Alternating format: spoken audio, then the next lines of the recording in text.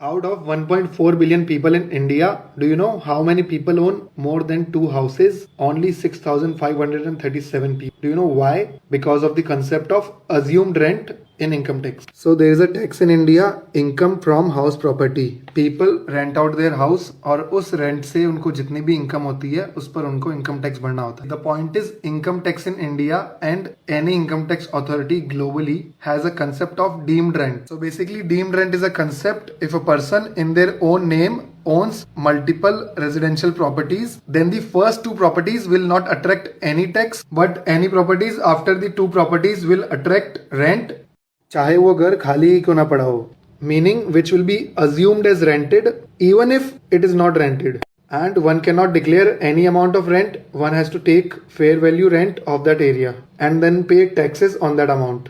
There are only two ways to escape assumed rent, deemed rent concept. One is if the house is inhabitable, means it does not have basic electricity and water. And the second is if the house is owned as stock in trade, meaning if the person has business of real estate.